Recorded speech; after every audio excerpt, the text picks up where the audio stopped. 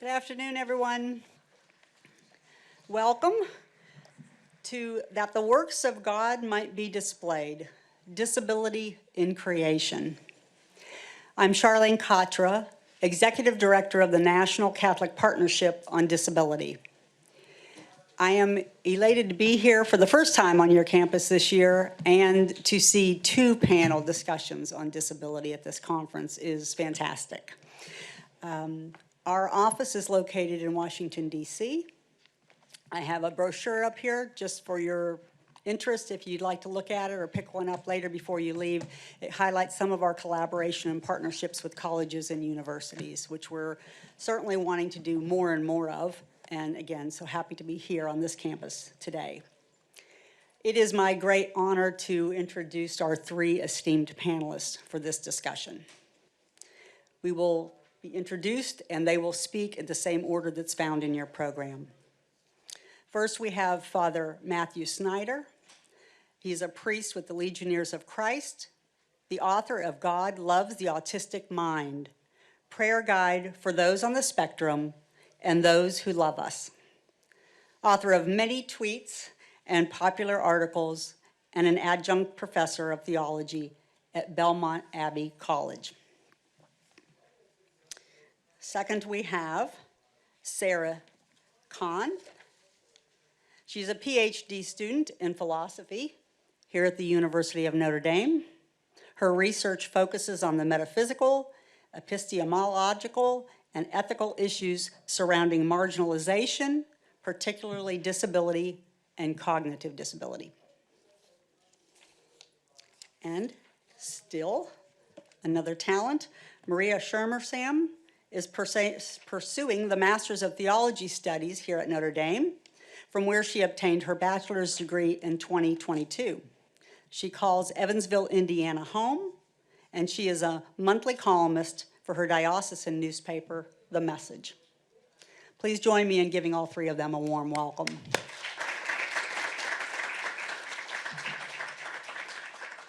Father Schneider, we'd love you to begin, please.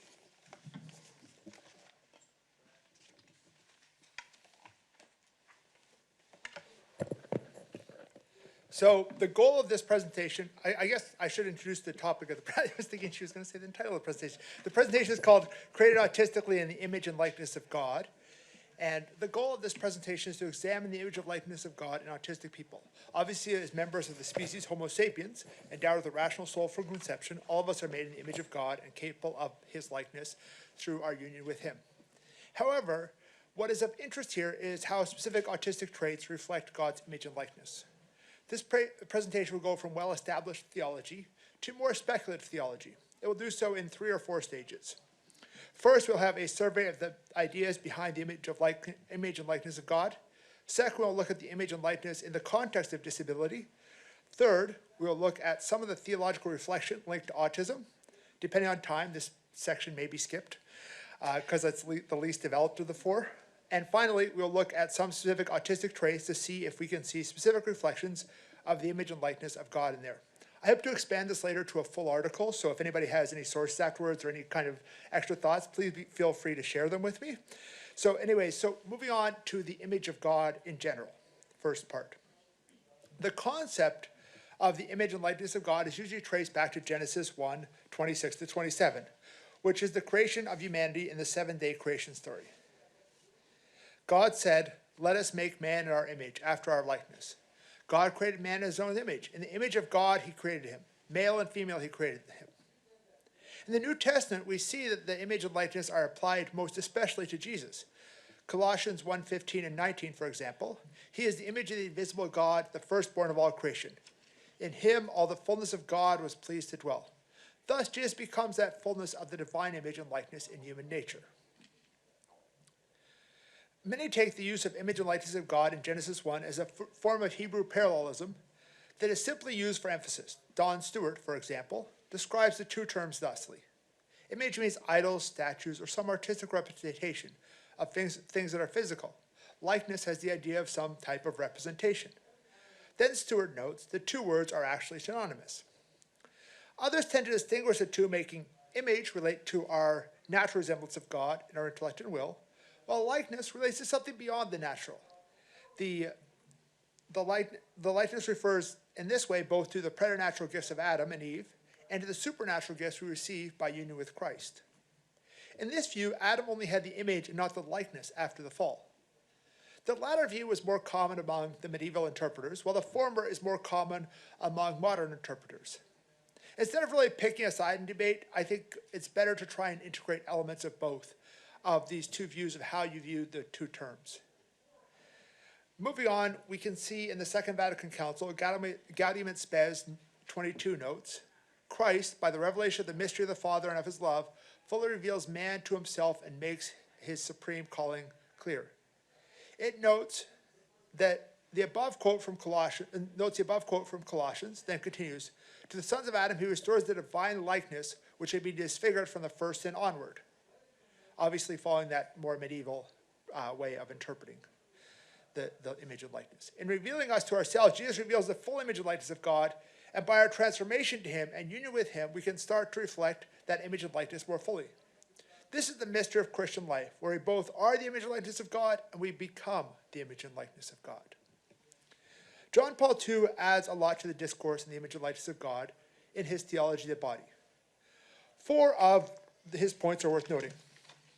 First, he notes the level of this first account of creation, even if it is chronologically later in its writing, has above all a theological character. An introduction of this is above all the definition of man based on his relationship with God, in the image of God who created him, which includes at the same time an affirmation of the impossibility of reducing the man to the world.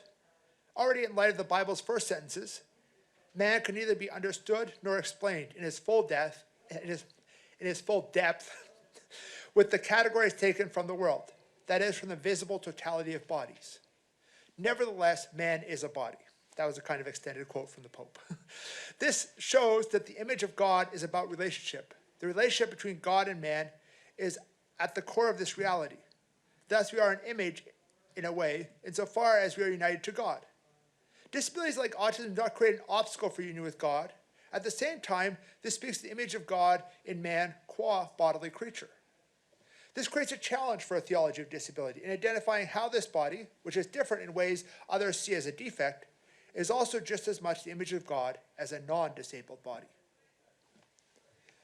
Second, John Paul II notes, in Genesis 1:27, he doesn't say in Genesis. Genesis 1:27 establishes that this essential truth about man reflects the male as much as the female. God created man in his image, male and female he created them. Then he notes this to be a point of objectivity, as opposed to the more subjective view presented in the second creation account. He later notes that humans carry signs of that sexual differentiation in our bodies as part of our subjectivity. This equality of the image, but different, applied to male and female, can also be applied to other differences in human persons.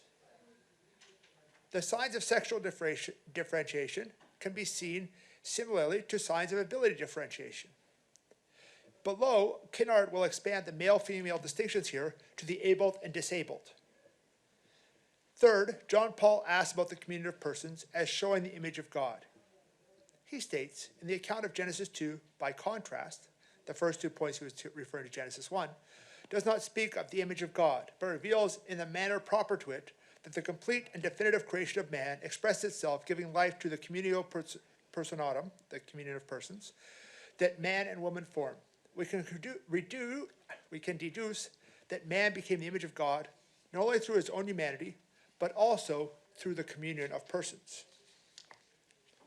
His point here is obvious, that the image of God is not just individual, but also communion between persons. Referring again to the second creation account, the Pope later notes, the body manifests man, and in manifesting him, acts as an intermediary that allows man and woman from the beginning to communicate with each other according to that communio personarum, willed for them in particular by the Creator. As communication is a way to express communion of persons, and communion of persons expresses the image of God, communication in a way expresses the image of God. Communication differences are a key aspect of autism, so this is relevant for seeing the image of God in autistics. Our challenges with communication, and thus with the ability to commune with non-autistic individuals, can make it harder to see the image of God. However, as God adapts each person's communication mode when he speaks to us, it is not an obstacle in dealing with the relationship with God. This issue of communication with other humans, however, will be returned to later. Finally, John Paul notes that the image of God in the resurrection state. Speaking of the resurrection in the Synoptic Gospels, he notes, in the future resurrection, human beings, having regained their bodies in the fullness of perfection, proper to the image and likeness of God, will have regained them in their masculinity and femininity. The Pope immediately relates this to Jesus' indication that marriage will not exist in this resurrection. However, as noted above, and will be noted below, male-female is a binary that exists in our humanity, much like abled, disabled. Thus, as the fullness of the perfection of human bodies includes sex, they may also include ability or disability. When you have disabilities like autism, where an overwhelming majority would not become unautistic if they could, it is reasonable to assume at least this disability continues in our resurrected bodies. This discussion of how disabilities are present in the resurrection is a little beyond my scope here, but if this is even a possibility, this indicates some kind of perfection in the image of God while still disabled. So that idea that even if you're disabled, if you would not become undisabled or able-bodied, the fact that you have that and that that's even possible to think about in our resurrected body refers to some kind of perfection in that disability. Not the normal perfection of human beings, obviously, but some kind of perfection, which kind of goes beyond my focus here, as I noted. Moving on to the image of God in disabled persons, Summer Kinnard writes about this in Of Such is the Kingdom, A Practical Theology of Disability. She notes how the incarnation Jesus took on a male body, not an unsexed body, as having one of the two sexes is proper to human persons, right? You can either be male or female. You can't be human without being A or B. We can go back to different things on that.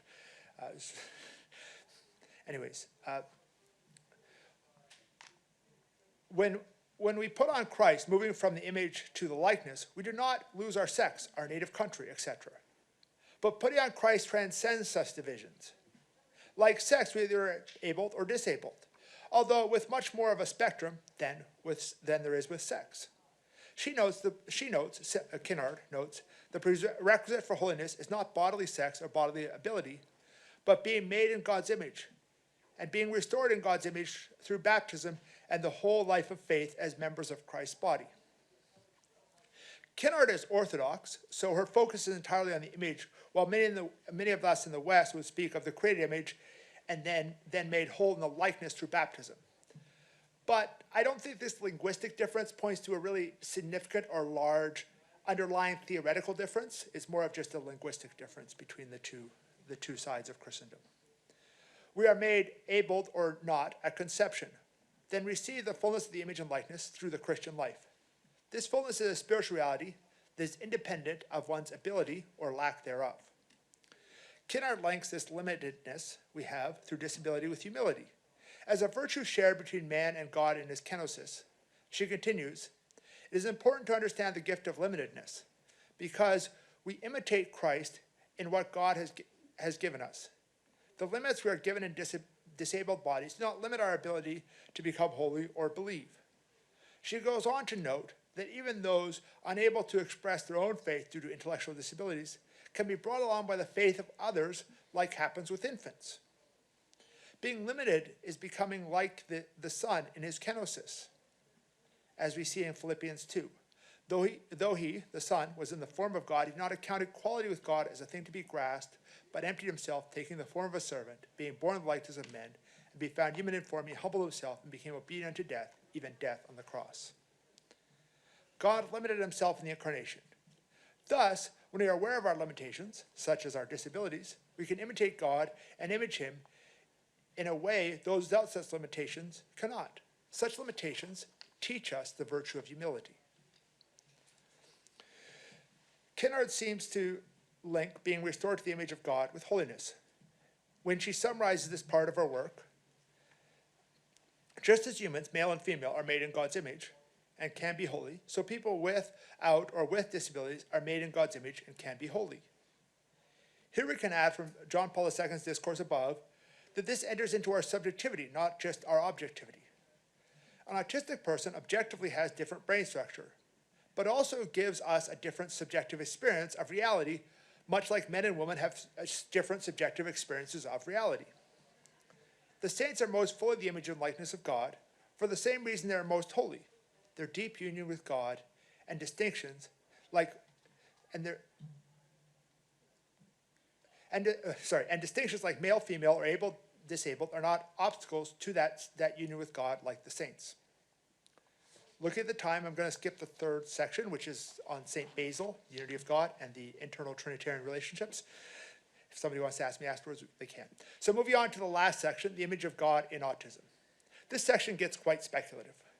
I leave the realm of citing other theologians to citing traits listed in psychology and trying to link these two concepts covered above. I do this from inside as an autistic individual, but also I try to express it in a wider autistic experience beyond my own, and as much as possible in that objective manner, although a lot of this is a way that we subjectively experience the world differently. To begin, it is good to define autism. The most recent DSM revision notes the following as diagnostic criteria. First, persistent defects in social communication and social interaction across multiple contexts. Second, restricted, repetitive patterns of behavior, interests, or activities. And third, symptoms must be present in the early development period and cause clinically significant impairment in social, occupational, or other important areas of functioning. And that's the DSM-5 TR, for those of you who are following like the precise psychology. This definition could be helpful in noting our particular struggles, but it is more of an external analysis of symptoms, not an internal analysis of causes. The Autistic Self-Advocacy Network, ASAN, offers a more internal definition. Autism is a developmental disability that affects how we experience the world around us. They note 5 areas where we are different: in thought patterns, in sensor processing, in moving, in communication, and in social interaction. ASAN notes that autism is a disability and we often need support for things other humans can do without support. Let's examine how we autistics might be in the image of God and our differences in some of the 5 areas ASAN notes. As I expand this into a whole paper, probably note all 5. In our different thinking, ASAN notes, we may have very strong interests in things that other people don't understand or seem to care about. We might be great problem solvers or pay close attention to detail. They also note challenges in thinking.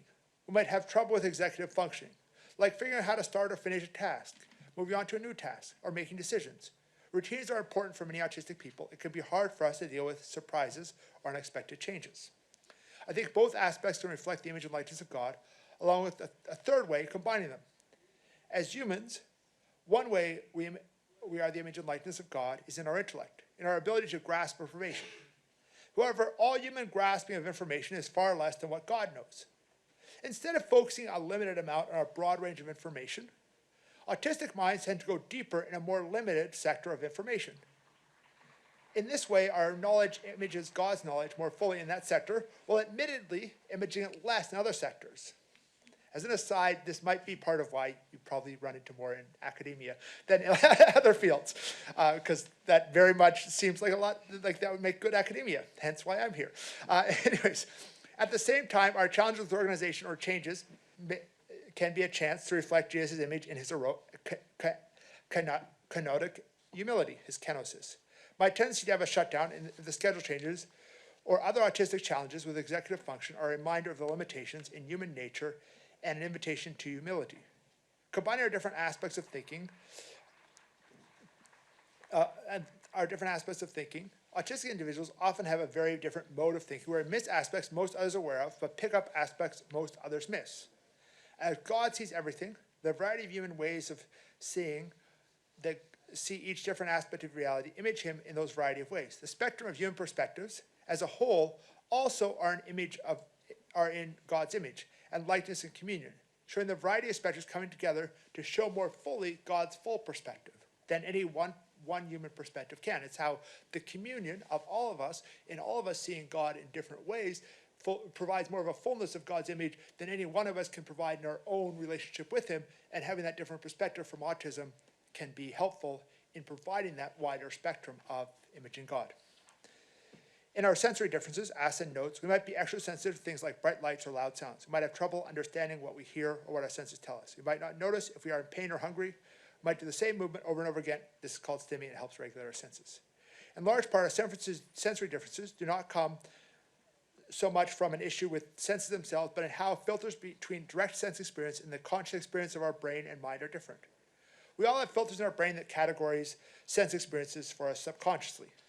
Just imagine if you see like the letters up here, if you had to filter out each pixel instead of just, my brain already filters out what are the words, right? And we autistics tend to have less or different filters than other people. Part of how we humans reflect God's image is reflecting creation, he wills into existence. Such filters can be at times help us better process creation, but can also distort creation. As such, sometimes our artistic, less filtered experience of the senses can connect us more directly to the reality of creation, and thus the divine mind who is creating. Obviously, our lack of filters or different filters can also distort this more, so we have less access to the divine mind in that respect. This presentation, in conclusion, showed how autistics, like neurotypicals, are made in the image and likeness of God. It began looking at this reality in Scripture, Vatican II, and John Paul II's theology of body. It moved to the image of God in the disabled individual, mainly relying on Summer Kinnard.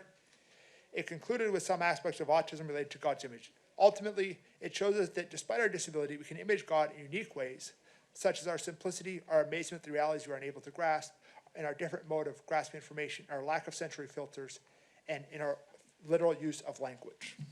Thank you, Father. Hi everyone, thanks for coming. So what does love have to do with understanding? Ask this of the average analytic philosopher, and you're likely to get just an incredulous stare. Cool-headed rationality is the path to knowledge and understanding, or so says the dominant trend in epistemology, that is the study of knowledge. Love is but a distraction, and if it influences understanding at all, it influences it negatively by clouding one's judgment, blinding one from seeing truly. Such a picture is very much at odds with a Christian worldview of creation. Since God the Creator is a God of love who created the world with love, love is, or should be, integral to understanding the world.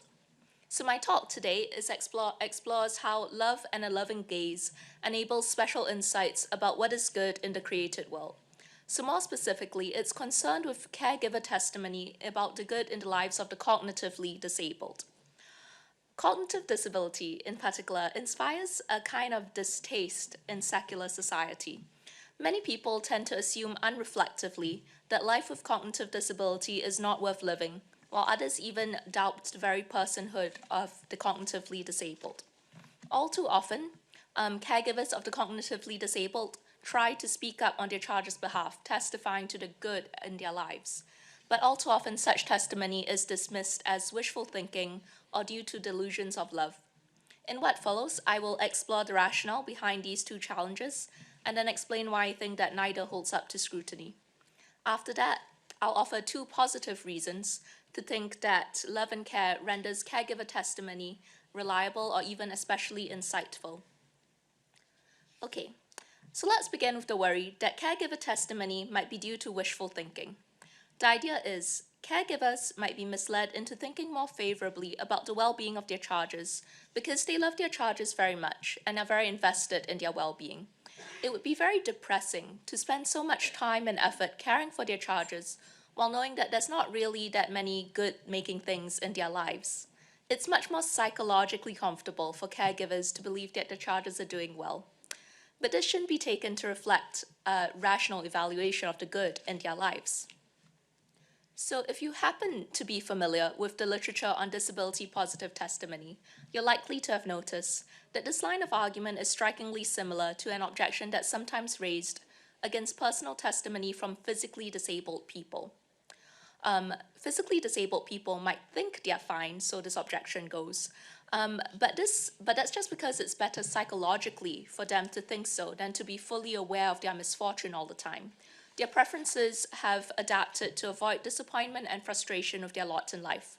But this shouldn't be taken to reflect objective good of disability.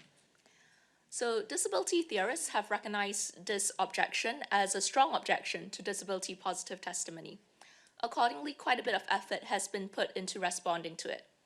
Elizabeth Barnes, for example, argues that it's question begging. So notice, she says, that the mere fact that disability positive testimony is the result of adaptation does not automatically imply that it's problematic.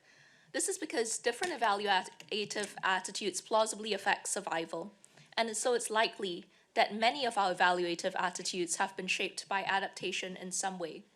So unless one wishes to embrace widespread skepticism about our evaluative judgments in general, one needs some further explanation of why preference adaptation in favor of disability is bad. In general, the most plausible reason to label a preference adaptation problematic is when it's an adaptation towards something that's objectively suboptimal. So notably, this is Martha Nussbaum's approach to explaining why it's bad for a slave who has no hope of freedom to adapt their preferences in order to prefer slavery. When we're considering whether it's possible to flourish fully with a disability, however, whether disability is indeed suboptimal is precisely the issue that is under debate. This means that the badness of disability cannot be assumed in the adaptive preference challenge without begging the question.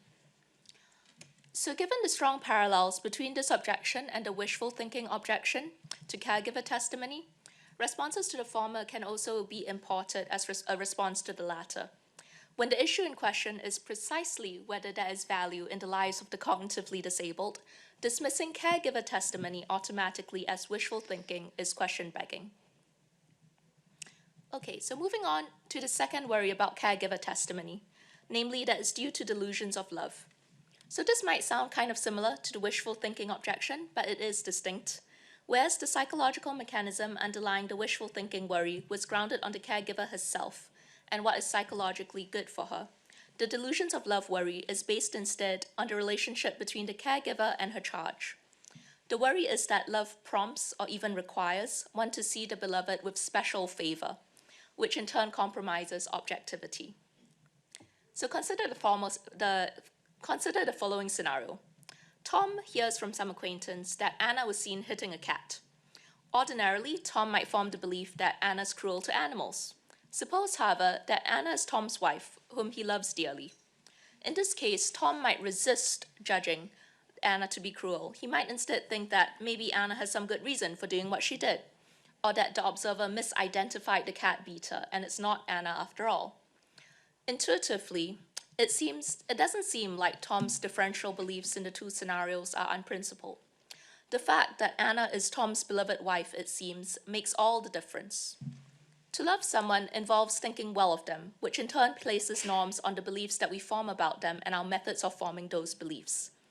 That is part of what it is to love, and to love well, is the forming and maintaining of positive, or at least minimally negative, beliefs about one's loved ones.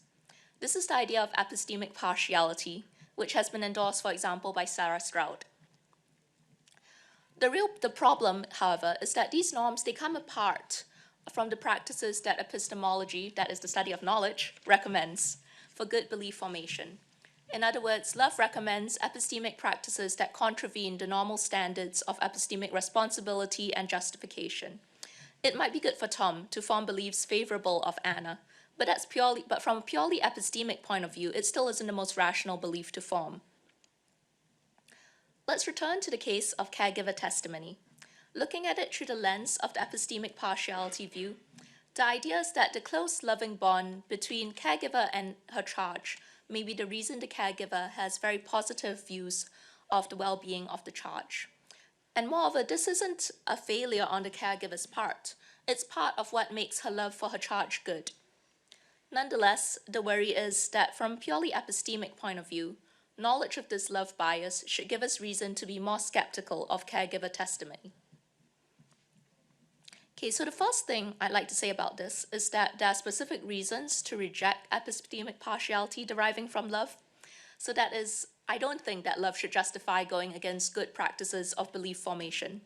This is because, at its core, love involves seeing the object of love truly. Love is not merely an affective feeling, it's inherently other-centered, and to the extent that it's grounded in idealization and even delusion, it's less truly love. something that love shines brightest when it best respects epistemic norms. If one's delusions are so severe to the extent that you cannot even see the beloved, it's not love at all, it's just something that superficially resembles it. It is by respecting epistemic norms that one comes to a true understanding of the beloved, and hence how one is able to direct love towards the beloved, as opposed to a false image of them. But perhaps you're not convinced by this argument. Maybe you are partial to epistemic partiality. Even in this case, however, I don't think that you have reason to discount caregiver testimony, at least with respect to this particular case.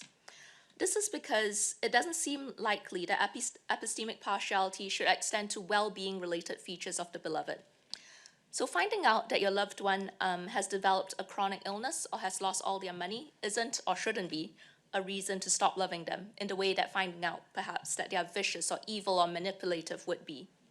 The relevant sense of well in the norm, love involves thinking well of one's loved one, is a moral or maybe an aesthetic sense of well. In contrast, the well that we are concerned with here is the well of well-being. It's therefore orthogonal to the love-derived norm that grounds epistemic partiality. This means that upon closer consideration, epistemic partiality is no reason to be skeptical of caregiver testimony either. Okay, so this ends the negative part of my talk. I hope to have shown that the view that love blinds caregivers and renders their testimony unreliable is unfounded. The second half of this talk is concerned with making a positive case for treating caregiver testimony as authoritative. The first reason is pragmatic. The idea is based on the fact that good caregiving requires an accurate picture of the well-being of one's charge. A caregiver must be attentive to when that well-being is compromised in order to take attention, in order for remedial action to be taken when necessary. Being optimistically deluded about the well-being of one's charge is detrimental to that care. If you naively think that your infant is doing well when your infant is in fact not doing well, your infant is not going to be doing very well for very much longer. Accordingly, knowing that a caregiver is succeeding at caregiving should give you reason to trust their picture of how things are with their charge. So let me say something more about this first premise, namely that good caregiving requires accurate knowledge. Caregiving is hard. On the one hand, it feels like this shouldn't be a claim that needs to be defended. Anyone who's ever taken care of a young infant or a child or an animal will know it's a lot of work. But on the other hand, it might not actually be obvious because of the systematic devaluing of caregiving and caregivers in our society. We do not very often hold up caregivers as examples of successful careers. Caregiving work is often undertaken by family members who do not have a real job, who cannot, in fact, undertake a real job while undertaking their caregiving duties. As a result, familial caregivers are often dependent on some other person to meet their and their charge's financial needs, which then puts them in an unequal position. Even when caregiving work is paid, it's often poorly paid and often undertaken by underprivileged groups in service of the more privileged. All of which is to say, caregiving is not valued in our society, which is perhaps why the difficulty of caregiving is minimized and the immense skill required is obscured. However, caregiving is hard, and it's harder the more vulnerable and dependent the charge is. It's no coincidence that care ethics, which developed out of women's experiences of caring for the dependent, remains adamant that care is not merely an affect or a virtue, but a practice. The purely affective aspect of love is insufficient for care in the case of the vulnerable and dependent. Good caregiving involves being incredibly attuned to one's charge in order to discern their needs and then meet them. Eva Fedekete even defines the idea of a transparent self as the regulative ideal of a caregiver. This is a self that, when it looks to gauge its own needs, sees first the needs of another. This is, of course, incredibly demanding, setting aside your own needs in order to actively seek to determine and then to meet the needs of another would normally be thought to be very altruistic and supererogatory. In the case of the very dependent, however, the altruistic and supererogatory becomes required. Consider a newborn infant. Unless her mother puts the needs of the infant above her own, waking up at all hours of the night in order to tend to the needs of the baby, despite her own body's need for sleep, the infant is not going to thrive. All of this is to say that caregiving is not merely demanding in terms of effort, it's demanding in terms of skill. So not just everyone is capable of being a good caregiver. Apart from a willingness to care for the dependent other, one also needs a proficiency in tasks like, for example, preparing special meals or soothing the charge when they are upset. But also, and this is what's relevant to our purposes today, the caregiver needs to have a finely attuned sensitivity to needs that the charge may not be able to articulate. And these skills, some of them are epistemic skills. Caregiving is skilled work, it's expert work. Accordingly, we might count it expert testimony, authoritative over a range of subjects pertinent to their work. And the range of caregiver expertise, what it covers, is precisely how things really are with the beloved. Accordingly, knowing that a caregiver is succeeding at caregiving should reassure us that their assessment of their charge's well-being is not outrageously divorced from reality. This provides a kind of safeguard against false claims, which should make it safer to rely on caregiver testimony than on just the average person's opinion, which has no such safeguard. Finally, I want to suggest that the second reason why caregiver testimony should be trusted is that apart from being accurate, it might be especially insightful. So the idea is that love grants privileged epistemic access into how things are with the beloved. Iris Murdoch characterizes love as looking attentively at the beloved in order to appreciate truths that may not be apparent to the casual observer. We've just dwelt at length on how good care involves attentiveness. That an increased attentiveness is epistemically good is not very controversial. What I next want to suggest is that it might also be epistemically transformative in the way appropriate emotions are sometimes said to be. So it's somewhat like how righteous anger might help one identify injustice and realize the full extent of a wrong. So similarly, what I want to suggest is that proper love might illuminate what's valuable and good in the life of the beloved. So notice I say somewhat like anger, because as we discussed earlier, love is not directed at the well-being of the beloved. The analogy with anger and injustice is imperfect, because whereas anger is the apt response to injustice, love is not the proper response to well-being related things. Rather, it seems the proper response to someone flourishing is to feel happy, and the proper response to someone doing badly is to feel sorry. Most of the time, however, we're not very good at feeling these appropriate emotions. When we see a stranger doing badly, we might feel a little sorry, but we don't tend to dwell too long on it. When we see a stranger doing well, we might feel glad for them, but we might also just be jealous. Here's where love comes in. If that person is someone we love, we're much more invested in whether they're doing well or poorly. So obviously, desiring the well-being of the beloved isn't all that love is, but it's definitely a component of it. As Sophie Grace Chappell writes, to love is to long for the beloved's well-being, and to be pained if he doesn't get it, in a way that's far from disinterested. Love, therefore, is transformative in that it enables us to feel joy or sadness at another's well-being, firstly more strongly, and secondly more appropriately. This in turn facilitates our attending more and better to the beloved's well-being. In closing, let me just make a few clarificatory remarks. So first, in this talk, I've been slipping in between talking about love and talking about care. I hope this has not been too frustrating for you. What I have in mind is good care, which is loving care. It's sometimes more relevant to focus on the care aspect, and sometimes more relevant to focus on the love aspect. Moreover, as we've seen in two worries considered at the start, care and love are often intertwined in dismissals of caregiver testimony. Okay, the second clarificatory remark is that I primarily have in mind caregivers who testify to the good accessible to their charge. This is because dismissals of caregiver testimony apply primarily to positive appraisals. But you might be wondering, what about caregivers who think their charge is worse off in virtue of their disability? I'd say that as long as they are thinking about it in good faith so that it's unclouded by their own frustration, then yes, they should be taken seriously as well. And finally, I'm not saying that every caregiver's testimony is reliable. Not everyone who's engaged in caregiving is a good caregiver, and even people who are generally good caregivers are not infallible.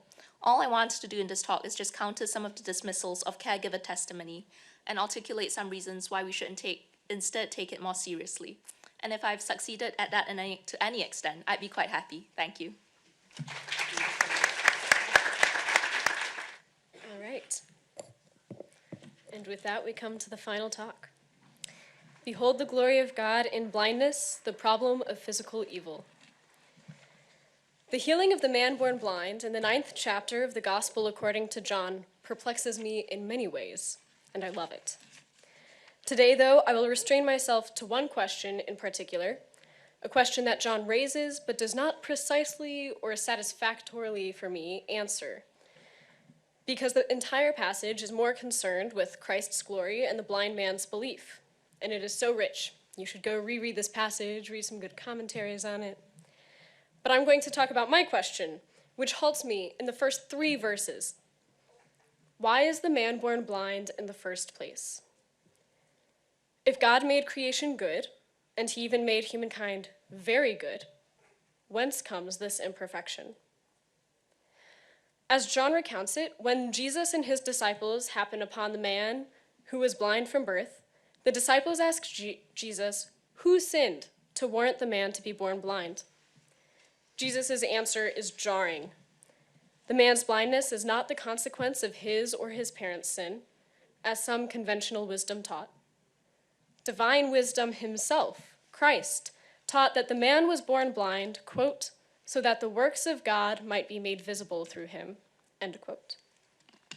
In the context of the whole passage, this explanation works, because after the man is healed, he testifies to Jesus' power and goodness, and when he sees Jesus for the first time with his restored sight, he falls upon the ground and worships him.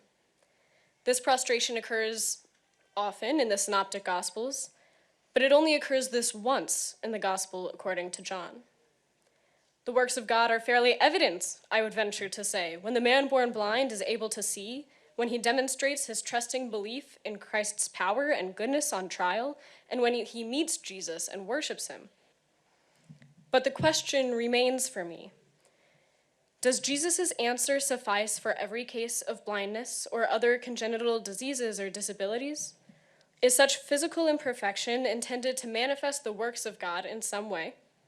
Or does this particular purpose apply only for the specific man that he healed? And if so, what meaningful account can one give to the many people who do not see physical healing in this life, for whom the cause of their physical impairment may be a mystery? John doesn't deliver the answer. He only provokes the question. So I will step back from chapter 9 and listen to the word of God at large. What account in divinely inspired human words do we have for this perennial and existential question? The biblical testimony gives us a frame within which one can understand and answer this question, and here I pursue it. Creation is good, and humankind is very good. But this good creation is fallen as a result of original sin, and that original sin, committed by a human being who is both body and soul, has both physical and spiritual consequences.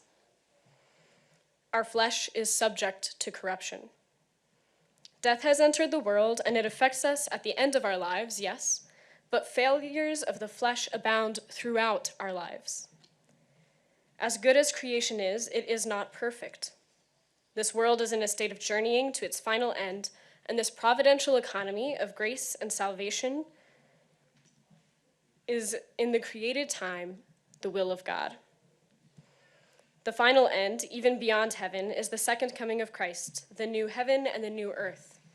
And as believers around the world profess in the Nicene Creed, I look forward to the resurrection of the dead and the life of the world to come. This is not an eschatological excuse. To drop any element of this mysterious life would make my analysis unintelligible and ineffective. The explanatory power of the Christian faith comes from its total harmony, not from isolated proofs. This is my answer. Physical evil is intelligible as a particular mode of sanctification that is allowed and fitting for a fundamentally good but fallen creation which anticipates the redemption and recapitulation which the Lord has promised in the end. So to the first point, the fundamental goodness of creation. John wrote in his prologue that, quote, "In the beginning was the Word, and the Word was with God, and the Word was God. All things came to be through him, and without him nothing came to be. What came to be through him was life, and this life was the light of the human race. The light shines in the darkness, and the darkness has not overcome it. A few verses later, it is clear that this divine and creative word is Jesus Christ. All things came to be through him. Life and light came to be through him. This prologue famously mirrors the beginning of the book of Genesis, where in the beginning all things are created good, all things are created by God. And then the book of Wisdom 2 reminds us of the loving motivation of the Lord. Quote, "For you love all things that are, and loathe nothing that you have made. For what you hated, you would not have fashioned. How could a thing remain unless you willed it, or be preserved had it not been called forth by you?" These are just the most significant examples, but throughout Scripture we find this resounding proclamation of the goodness of creation, all of which is continually held in existence by the loving will of God. This fundamental goodness is obviously qualified by our experience of a lack of perfection in physical well-being, whether it be a transient illness or injury or congenital disability or a premature and gruesome death. The ancient Israelites accounted for these things by attributing them to the consequences of sin. For a while, they did consider physical fallenness to be directly related to a person's particular fault. A person would be physically punished for their spiritual transgressions. Raymond Brown wrote that, despite the book of Job, the old theory of a direct causal relationship between sin and sickness was still alive in Jesus' time. Thus, the disciples' question, who sinned so that this man was born blind? But the holistic witness of Scripture points in a different direction. Physical ailments are considered to be a result of the very human reality of original sin, rather than particular sin for the most part.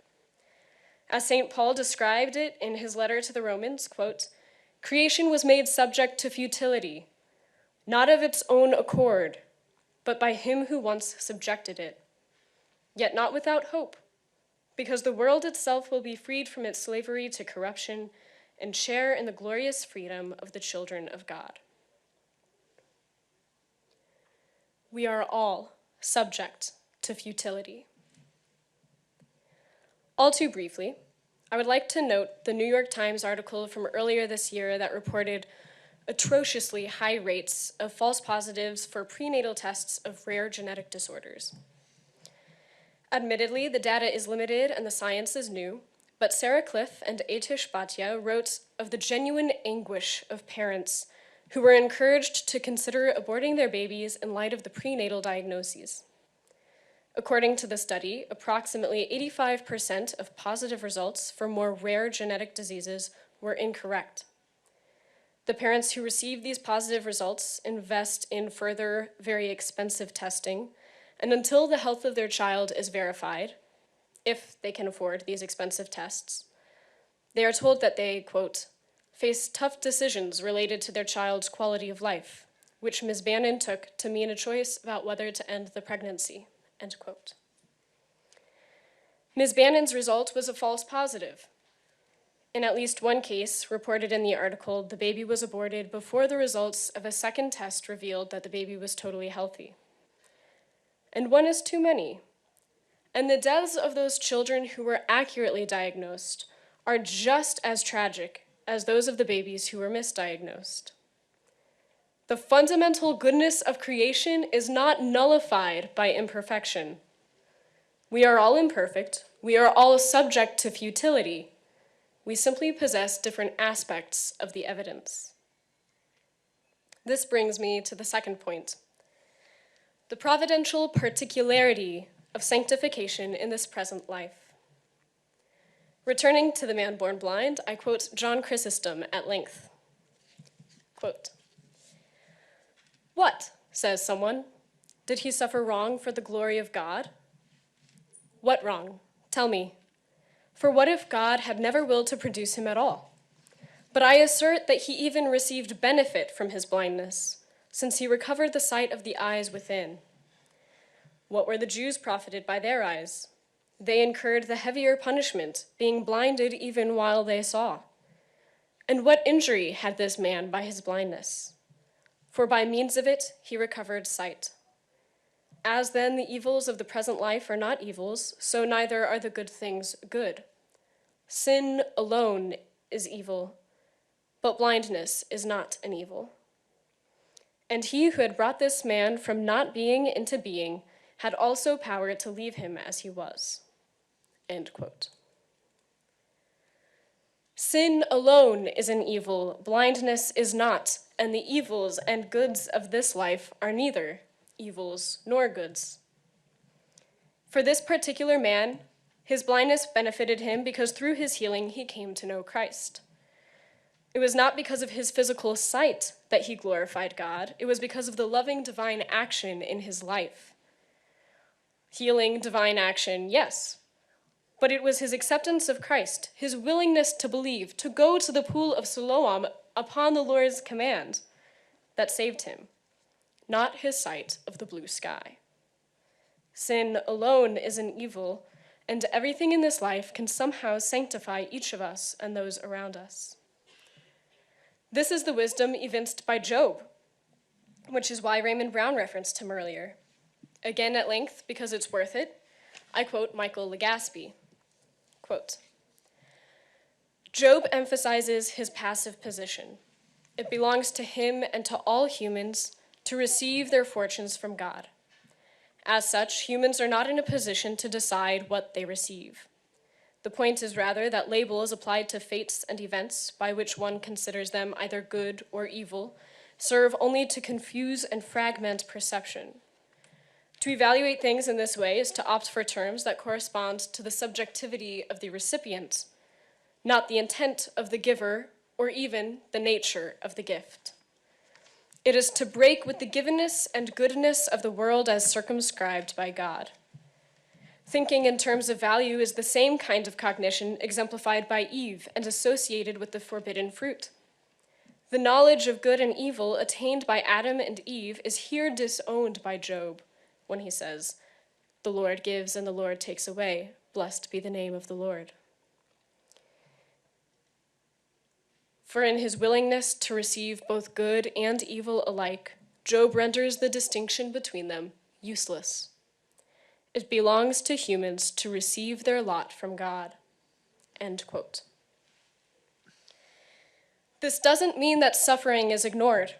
Job shows us how one can justly complain. Physical evil is not an evil like sin, per John Chrysostom, but it remains a lack of a good, per Augustine. So it is this element of reception, Job teaches us, that is an opportunity for sanctification in the face of physical evil. I asked a couple of blind friends of mine to review this paper, and they agreed. They said that the goodness of God can be seen by blind Christians when someone assists them, when they ask for help, or just when it is very much apparent that they do need help.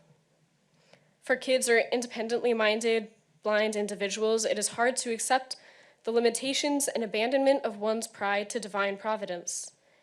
But it is in these ways, among many others, that we can, and I quote my friend here, speak more about disability as an opportunity to see the face of God in this world, and not just as evidence of sin to be overcome in the next. End quote. Humanity has a long history of learning and relearning that we don't get to be God. And whatever goods or evils we receive in this life, he gives us the grace to rightly order them and to give glory to him through every joy and trial. No recipe for a human person and his life is the same as another. This is the fabric of our beautiful, complicated, and utterly unique existence, and it points beyond this earthly life. So thirdly, and finally, all of these considerations cohere in the hopeful expectation of heavenly redemption. Earth is not heaven. Wisdom structures this fundamentally good world, but this world is not perfect. The economy of grace and salvation is necessary because this world is in statu viae, in a state of journeying. So divine providence is mysterious but pervasive, as it leads us to our ultimate end. So, as we heard from Paul before, quote, creation was made subject to futility, yet not without hope, because the world itself will be freed from its slavery to corruption and share in the glorious freedom of the children of God, end quote. In the book of Revelation, John wrote, quote, I heard a loud voice from the throne saying, behold, God's dwelling is with the human race. He will dwell with them, and they will be his people, and God himself will always be with them as their God. He will wipe every tear from their eyes, and there shall be no more death or mourning, wailing or pain, for the old order has passed away, end quote. Thus ends the problem of physical evil, only in the eschaton, and if we are there as God's people, though we were made for it. Chrysostom wrote that the disciples were prompted to ask this somewhat strange question, who sinned? And received this somewhat strange answer, no one. It's for the glory of God. By the intensity of Jesus' gaze. They were prompted by Jesus' intentness upon the individual man. They asked the question, Chrysostom wrote, quote, not so much asking for information as being in perplexity, end quote. The works of God were made visible in that instance of healing because the man believed in Jesus' goodness, and he steadfastly testified to it, both in front of the Pharisees and to Jesus' face. The man believed, and glory was given to God. Today, the same works of God may and should be made visible. We can and should pray for healing to motivate that, but even without immediate physical restoration, we can believe in the goodness of God. We persevere in this present and good life together, bearing with one another in everything, allowing the Lord's sanctifying grace to work wonders in our lives through all that we receive.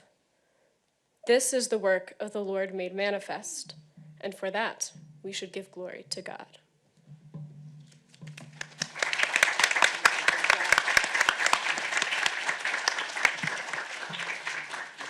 Just a thank you to all the panelists for keeping us right on time. So we now have a 15-minute window for any questions to any of our panelists, if you'd like to pose them now.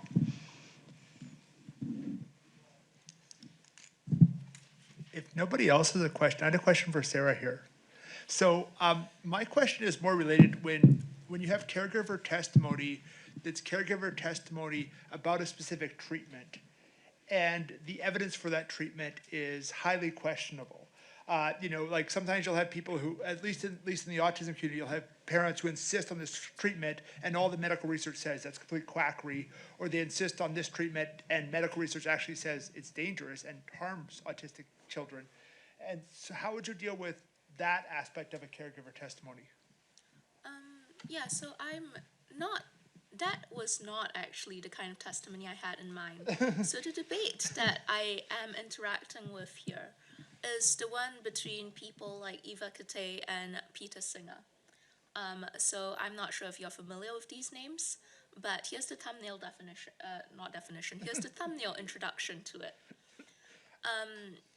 So Singer thinks that life with disability, just any disability, is objectively worse off. And he thinks in particular that life with cognitive disability is probably not worth living because they're not able to access the kind of goods that are available to cognitively normal people. So these are goods like being in a personal relationship, being able to enjoy music, etc., etc. People like Eva Kate have pushed back on this, telling him that no, in fact, our cognitively disabled children and charges and loved ones are in fact able to be in good personal relationships. So this is the kind of things that I have in mind. So in the case of, when it comes to the treatments, well, that's a different question about expertise. And the scope of the claims that I want to cover here are claims about well-being and good status assessment. Okay, no, that's fine. That question came up to me as you were speaking, because I do know that there are sometimes issues with that, and I think as far as I see something good in this person is great, and I thought your talk was great on that aspect. I just had that question come in my mind. Get this out. I just run around with this. So I can be heard. Thank you all for coming. Congratulations on some well-written papers. Father, I had a question for you specifically. Much of your work references an analogy you draw between sex difference and difference in ability. Go ahead, ask your question. Sorry. From this, you seem to draw the conclusion that, like sex difference, difference in conditions such as autism and the neurotypical, those conditions persist even into the eschaton. Framing this analogy in a slightly different manner, is it your belief that conditions such as autism would have emerged had mankind remained in its prelapsarian state?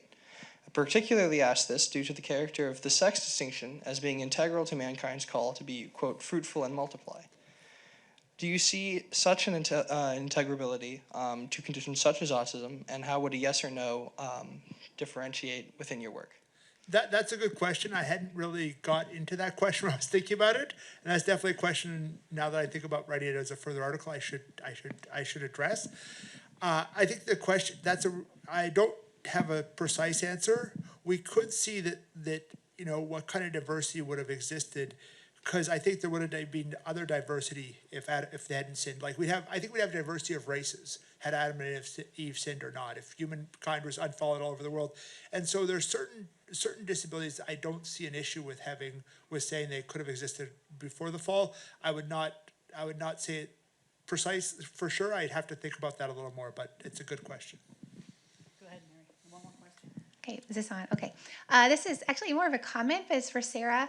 Sara, I don't know if you're probably familiar with the philosopher Alice von Hildebrand. And your talk reminded me of a conversation she has in a very slim volume called By Love Refined, and it's about marriage. And she says essentially what you said is that the vision you have of your intended, of your spouse, right, during courtship, that love is not blind. It actually sees the beloved as he or she truly is. And she says that is in part to sustain the spouses, right, through the long haul of marriage, which is likened, right, to crucifixion, right? My husband doesn't like me to say that, but truly we embrace the cross, right, when we get married. And she called it the Tabor vision, right, because Christ allowed his disciples to see him as he truly was, to sustain them, right, through the crucifixion. And it strikes me that this Tabor vision is most intense, or at least in my experience, I've seen it most intensely in parents who see their children who are very ill, particularly in a situation like perinatal hospice, when they not only have, when they have very, very severe physical anomalies and can be what some people call very hard to meet, right? And I have a colleague who works in perinatal hospice who prepares other family members, et cetera, to come into the hospital rooms to see these children. And she says to them, she says, if you're not sure how to look at these children when you go in the room, watch the mom, because she'll be looking at this child the way that God sees this child. And so I just wanted to comment to say that I think I really appreciated your very philosophical explanation for what I think is a truth, this Tabor vision. Thank you. I In the really back, like someone that. had a question. Yes, no, still? Questions in the back or not?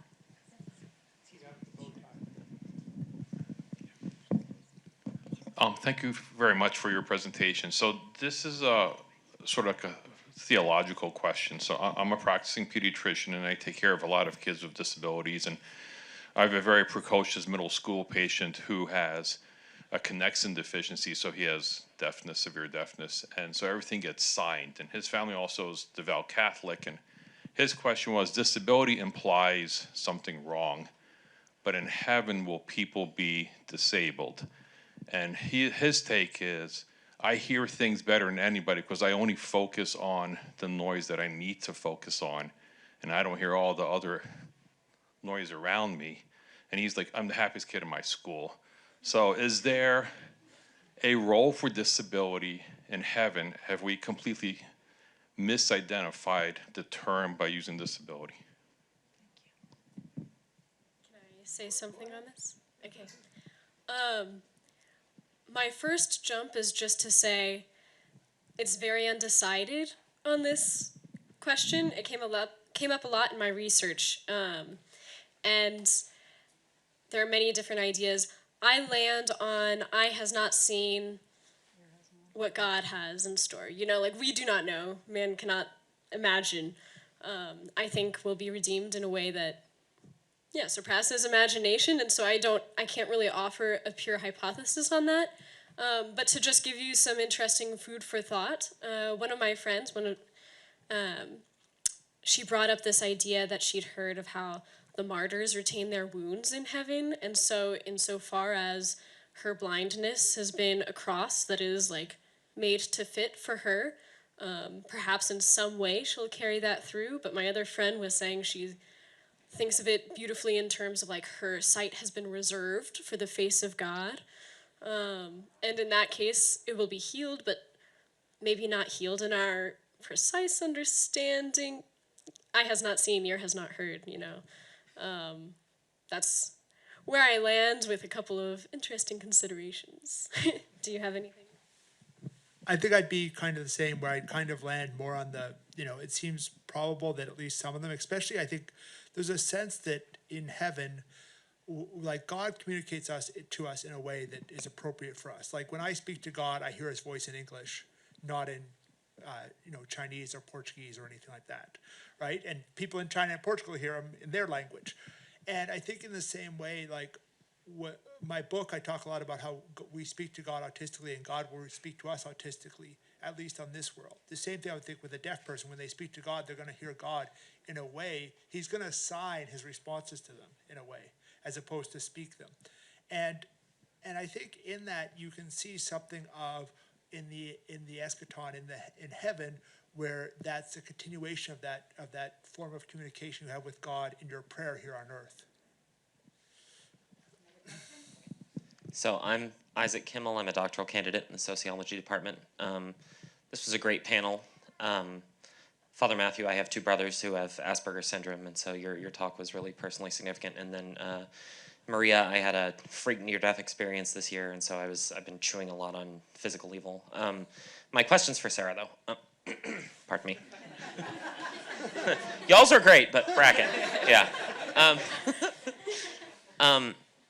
So I'm a sociologist, right? And I have thought a lot about like feminist theory and positionality and knowledge, right? And you talked a lot about the sort of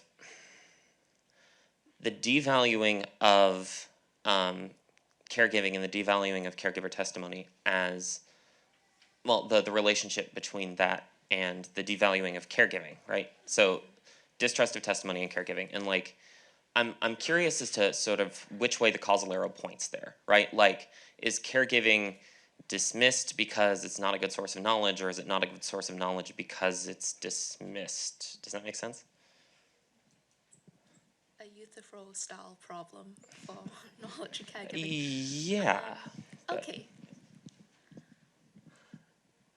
So here's one way, one story one could tell about this.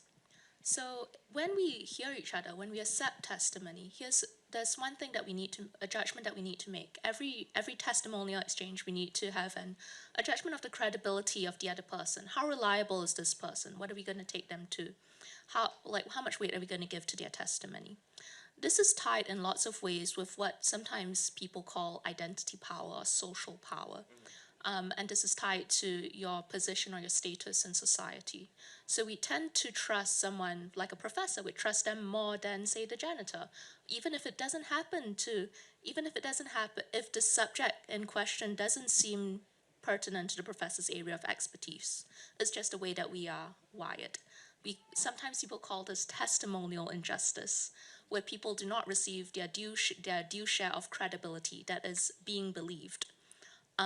Because of prejudice against them and their status. So I think that probably plays into the interaction between caregivers being devalued, their work not being seen as of high status, therefore they're not trusted, especially in comparison with doctors or eminent professors of philosophy at certain really established institutions who shall remain unnamed.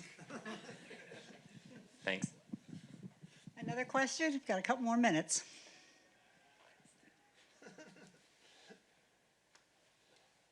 In the back? Romero. Ah, very good, Miguel. Hello, my name is Miguel.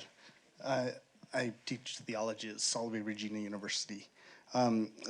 So Maria, I really appreciate your talk. I love how you made it about the gospel. I got chills. That was wonderful. Thank you so much. I mean, because I think it's integral. It's fundamental that when trying to think about disability theologically, we have to attend to the gospel, the good news. Otherwise, we're not doing Christian theology. We're doing something else. Here's my question. So the prompt, so that the works of God might be revealed or might be made visible through him, right? That was Jesus' answer. Do you think that same response can be said to why was this person born with sight? Why was this person born with a straight back instead of a curved one? Why was this person born with a typical neurological functioning instead of atypical neurological functioning? So that the works of God might be made visible through him. So I'm wondering if in your reading that is something that Jesus could have said, and then to extend that a little bit, what do you think that would say or imply or suggest about impairments, illnesses, and injuries along the horizon of redemptive history? Thank you so much for your comment and your question. I am a huge fan of particularity and providence, and so I think, yes, he would say that about every aspect. Whenever I use the phrase, like, each person, there's no same recipe for each person, I kind of laughed at myself using the word recipe. I wasn't sure if it was a good analogous word. But you know, there are different ingredients, there's a different chemistry, you bake things longer or shorter, like, there's a whole science to it, and then there's intuition to it, and I think particularity, the way that God makes each of us, abled or not, with sight or not, curved or straight backed or not, I think that is all a part of his providential design, so that through all of these things, in whatever way we use our free will, we can hopefully give glory to God. And glory to God may be made visible through our lives, through all of these aspects. I would make this distinction just because I'm in biblical studies of, as he said it, he's probably just talking about the man born blind right there. But as he's God, and there are multiple senses of Scripture, I think it can extend that way for everyone. Like, we are created so that the works of God may be made manifest in all that we are and do. Does that suffice? Good. Again, our great gratitude to the panelists on behalf of the Nicholas Center and National Catholic Partnership on Disability, as well as each of you for being present in this panel. Thank you very much. Enjoy the rest of the conference.